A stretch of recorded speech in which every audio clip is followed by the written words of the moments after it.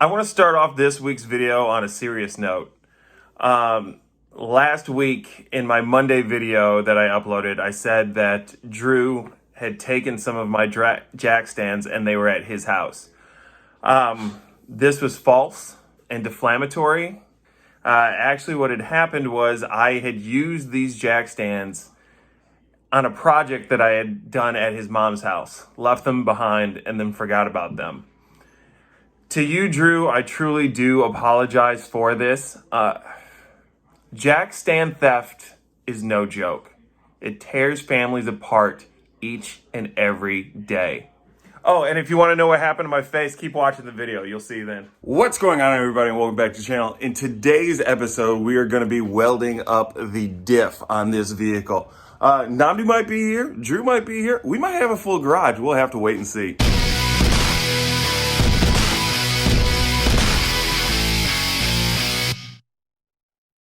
It's raining outside. I just got back from Lowe's. I went and picked up one of these Lithonia lights. It's LED light fixture.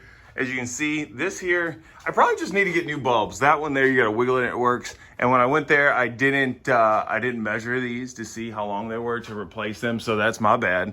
But my hope is that I can hang that one here right along the back center section, kind of rotate that one around front, or maybe even slide this one towards the front and get new bulbs for them that are going to be brighter. And then that one there will light up this whole back section. Successfully got the light up. It only took me way too long.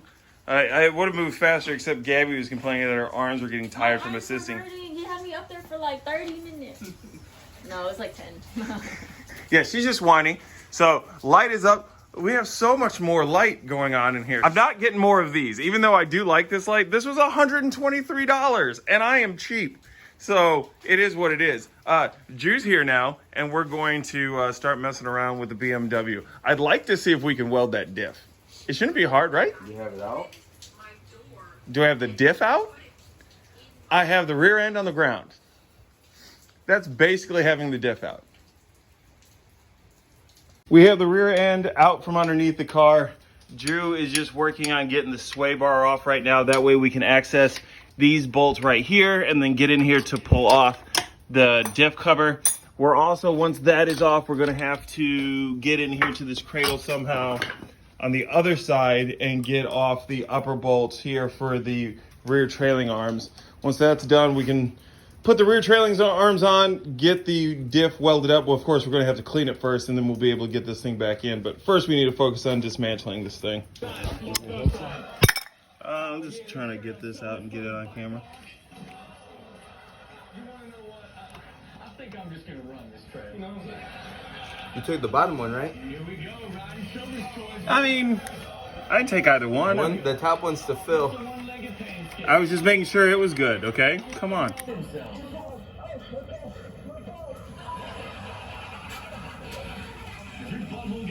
What kind of fluid? Brackets off or unbolted that go to this housing, this little cage here. So we tipped the diff over a little bit more to try and drain it out as much as we can. Looks like it's almost all the way out. Drew ran out to the truck real quick to grab his sockets to get the axles off here real quick.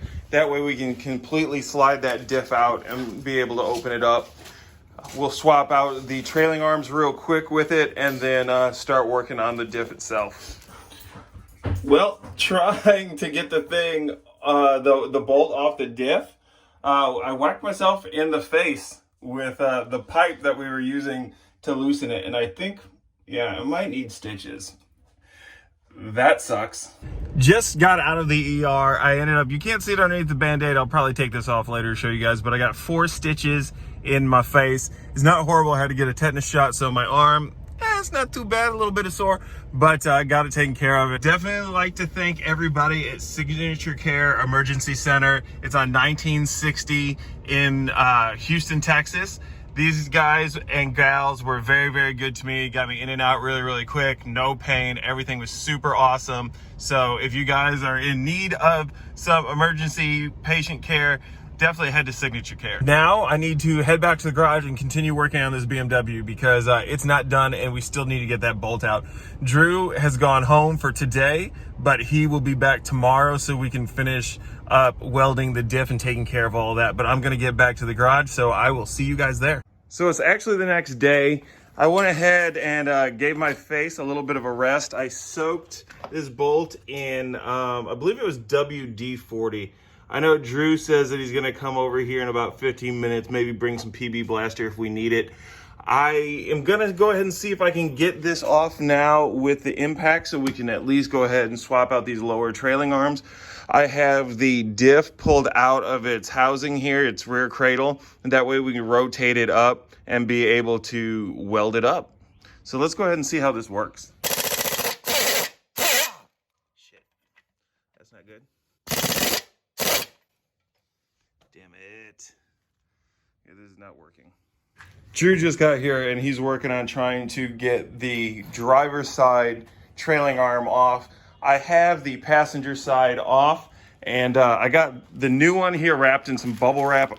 I know this is gonna pop the minute I put it down there, but this is just to stop it from getting fully scratched up. I did the best I could to try and line it up with the stock length here, adjusting it at both ends and trying to lock it down. We can fine tune it once we get it on the car and up in there, but I just wanted to make sure I had it as close as possible before putting it on there.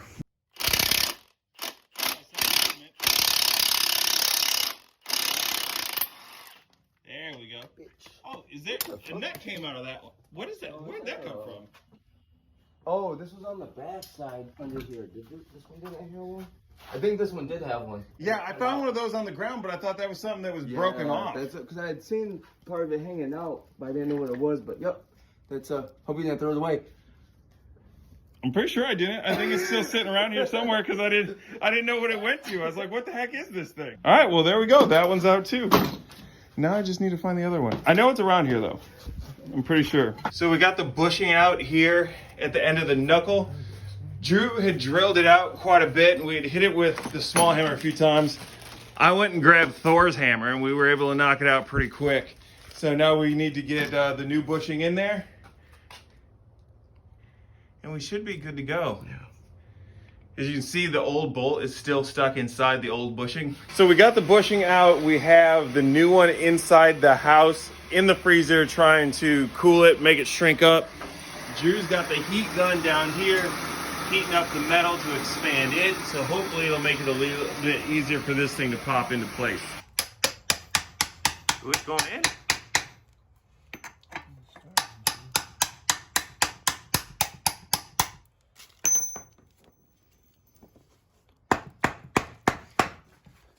Yep, I'd say Looks that's good to me. Awesome, see? That works. So we put the bushing in the freezer, sprayed it down with a little WD-40 before hammering it in, heated this up with the heat gun, and that baby slid right in. Not too bad.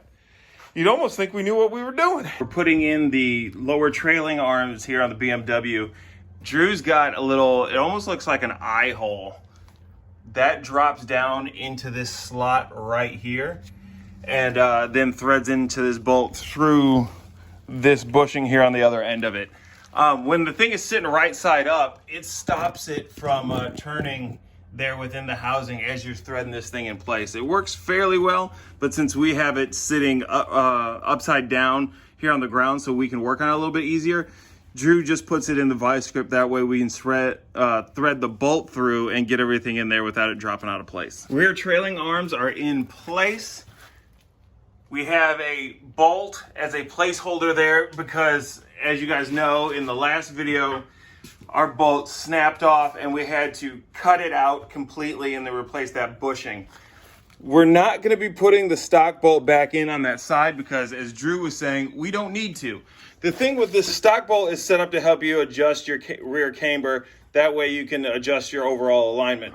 With these things being fully adjustable, that's what's going to be doing it now. Because on the stock pieces you see here, it's a little bit wider. So by turning that bolt, it moves it along in that space. But since this here is just big enough for the bolt to go through, we don't have to worry about that anymore. All adjustments gonna come through here. So now that all that is done, we can go ahead and we can put the rear end back in place, bolt everything up, and start getting ready to put this thing back into the car. We got the rear end back into the vehicle. This was definitely an easy one-man job getting it out, but I wouldn't have been able to get this back in by myself, getting it up here and balancing it. We got everything lined up the way we needed to. I was able to, with the help of Drew, find the bolts that I had misplaced because I didn't do a very good job of making sure I kept a track on them. We got the lower control arm back pretty much where it came from, I believe. So that's what we're gonna hope for. I might have to adjust this one a little bit, actually. Yeah, I'll probably have to adjust this one just a little bit, but not much. You hit yourself on something? The jack, I hit my knee on the jack. Oh, you need stitches? All right, that's gonna end it for us today. If you guys are wondering, how did they put the rear end in when they didn't end up finished welding? What's going on there? It's because this was gonna run long and it would have made it like a 15-20 minute video. So there's gonna be a part 2 to this where we go back and we show you how we finished up welding the diff and got everything ready for it to be drift capable. Like I also said, I'm gonna show you my stitches. So there you go. There are my 4 stitches. It looked a little bit cleaner earlier, but I've been out working in the garage, so I'm definitely gonna have to clean that. Thank you guys for tuning into this episode. If you are new here, make sure that you hit the subscribe button down below. Make sure that you hit the bell notification so you don't miss any of the other stuff that we got going on here with the Drift E36 BMW.